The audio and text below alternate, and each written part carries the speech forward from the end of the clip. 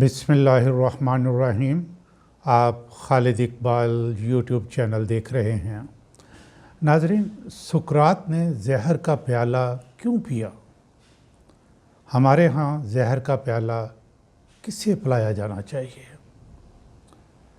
नाज़रीन, सुकरात ग्रीस के शहर एथेंस में पैदा हुआ। ये 470 कबल मसीह का ज़माना था। उसने कोई बाकायदा तालीम हासिल नहीं की थी और सिर्फ़ अपने बाप से मुजस्समा साजी सीखी थी। उसका एक ही शौक़ था, सोचना, यानी थिंकिंग। सोचने की आदत ने ही उसे जहर के प्याले तक पहुंचाया, जिसे उसने बखुशी अपने होंठों से लगाकर अपनी ज़िंदगी को ख़त्म कर लिया। उस पर दो बड़े इल्ज़ामात थे।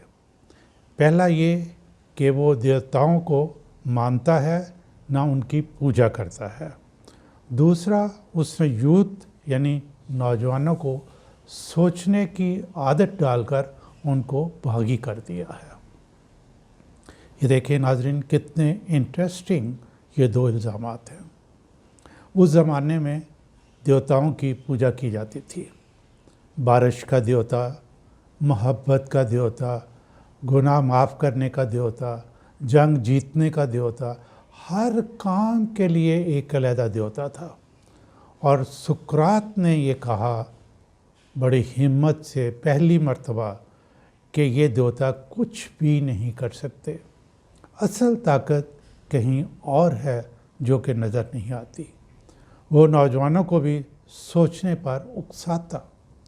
यूँ नौजवान भी उस वक्त की रवायात और अकीदों से बागी हो गए। मैं अपने मादरे वतन के हालात देखता हूँ तो मुझे सुकरात का वो कोट बहुत याद आता है। Great minds discuss ideas, average minds discuss events, और तीसरा है स्मॉल माइंड्स डिस्कस पीपल। नाज़रीन, आप ईमानदारी से बिल्कुल गैर जानिबदार होकर इस पर गौर फरमाएं कि ये कितना खूबसूरत आला कोट है। मैं अखबार पढ़ता हूँ, टेलीविज़न पर टॉक शोज़ देखता हूँ, सोशल मीडिया पर भी कुछ वक्त सर्फ करता हूँ। आप यकीन करें, मुझे कहीं ये नज़र नहीं आता कि great minds discuss ideas. Thinking process के नतीजा में ही नए आइडियाज़ जहन में आते हैं। मैं थोड़ा सा यहाँ से आपको मुख्तलिफ बात करना चाहूँगा कि कुरान पाक में अल्लाह ताला ने 3 तरीक़ों से इंसान को सोचने की दावत दी है। वो मैंने एक अलहदा वीडियो भी बनाई हुई है थिंकिंग के बारे में, आप उसको देख सकते हैं। मैं दोबारा इसी पे आता हूँ। टेलीविज़न पर या सोशल मीडिया पर आपको एक प्रोग्राम भी ऐसा नज़र नहीं आएगा जिसमें आइडियाज़ तख्लीक किए जा रहे हों या आइडियाज़ पर डिस्कशन हो रही हो। ऐसा हो तो वतन अज़ीज़ तरक्की की राह पर गामज़न हो सकता है। टॉक शोज़ में बड़े बड़े नामवर लोग आते हैं। प्रोग्राम कंडक्ट करने वाला, जिसे हम एंकर कहते हैं, बज़ाहिर पढ़ा लिखा, कई लाख माहाना तनख्वाह लेने वाला, किसी वाक़या यानी इवेंट को पकड़ लेता है और बकौल सुकरात दूसरी category average minds discuss events. लेकिन उसके अपने पास और उसके मेहमानों के पास इल्म होता है, ना अक्ल व दानिश कि वो इस इवेंट का एनालिसिस कर सके या सिंथेसाइज करके कोई कंक्लूजन निकाल सके।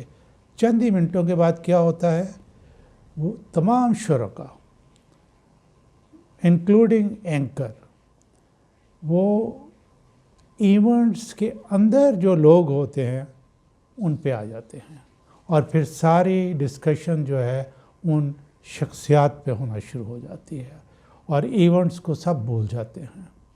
सबसे ज़्यादा पॉपुलर सिलसिला इंटरव्यूज़ का है।